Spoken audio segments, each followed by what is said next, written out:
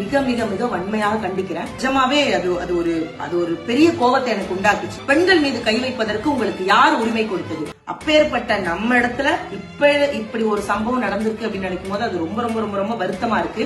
Cook with கோமாளி நிகழ்ச்சியில மாகாப்பா, கானா, Vinod and புகழ் இவங்க 3 பேரும் தன்னை காயப்படுத்தியதான் திவாகர் ரீசெண்டா ஒரு வீடியோ ஷேர் பண்ணியிருந்தாரு. அதுவும் போலீஸ் ஸ்டேஷன்ல போய் கம்ப்ளைண்ட் கொடுத்திருந்தாரு. இன்னும் தான் அறந்தாங்கி நிஷா ரொம்பவே காட்டமா திவாகர் குறித்து பேசியிருக்காங்க. இந்த விஷயம் தான் இப்போ பேசும் பொருளா இருக்கு. ரீசெண்டா வாட்டர்மெலன் ஸ்டார்னு சொல்லப்படுற திவாகர் மாகாப்பா, ஆனந்த், கானா, வினோத் அண்ட் புகழ் இவங்க 3 பேரும் தன்னை கேவலப்படுத்தி பேசியதாகவும், அதுவும் மாகாப்பா மதுபோதையில தன்னை இரும்பு கம்பியாலே அடிச்சாருன்னு சொல்லியிருந்தாரு. இதை தொடர்ந்து தான் போலீஸ் ஸ்டேஷன்லயும் அவர் கம்ப்ளைண்ட் கொடுத்திருந்தாரு. இந்த சூழல்ல தான் போலீஸ் ஸ்டேஷன்ல விசாரணைக்கு ஆஜரானாங்க கானா, வினோத், மாகாப்பா, ஆனந்த் அண்ட் புகழ். இப்படி இருக்க சூழல தான் செய்தியாளர்கிட்ட அவங்க பேசியிருந்தாங்க.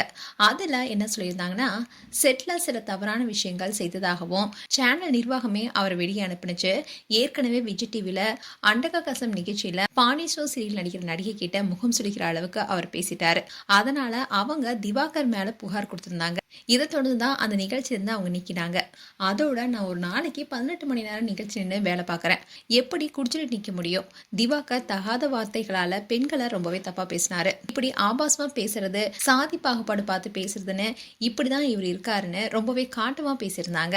இப்படி இருக்க சொல்லதான் அறந்தாங்கி நிஷா தரப்புல என்ன சொல்றாங்கன்னா, திவாகர் என்கிட்ட ரொம்பவே ஆபாசமா பேசினாரு. இவ்வளவு நாள் அவர் கூட இருந்துட்டு ஒரு நாள் என் கூட இருன்னு சொன்னாரு. இப்படி பெண்கள் கிட்ட ஆபாசமா பேசலாமான்னு ரொம்பவே காட்டமா சொல்லியிருக்காங்க.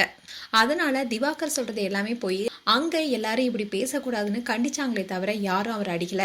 சேனல் தரப்புலையும் அவரை அந்த நிகழ்ச்சியிலிருந்து தூக்கிட்டாங்கன்னு சொல்லியிருந்தாங்க. இன்னில் தான் திவாகர் இப்போ ஒரு வீடியோ ஷேர் பண்ணியிருக்காரு. அதுல நிஷா அக்காவும் எனக்கும் நல்ல ரிலேஷன்ஷிப். நிஷா அக்கா ஹஸ்பண்ட் ரியாஸ் மாமா வந்துட்டு அன்னைக்கு அப்படிதான் பண்ணாரு, என்ன சாருன்னு கூப்பிடுற, மாமான்னு கூப்பிடு அப்படின்றாரு.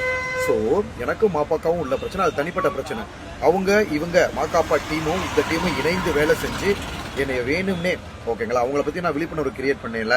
அதுக்காகவே இந்த மாதிரி இன்டர்வியூ எடுக்கணும் அப்படின்னு சொல்லி திட்டம் போட்டு பண்ணியிருக்காங்க. எத்தனை சதி திட்டங்கள் வந்தாலும் கண்டிப்பா நான் அதை உடைப்பேன். மேலும் திவாகர் குறித்து உங்களுடைய கருத்துக்களை கமெண்ட் செக்ஷன் சொல்லுங்க. இது போன்ற வீடியோஸை பார்க்க நியூஸ் தமிழ் கிட்ஸ் சேனலை சப்ஸ்கிரைப் பண்ணுங்க. மறக்காம நோட்டிபிகேஷன் பட்டனை கிளிக் பண்ணுங்க.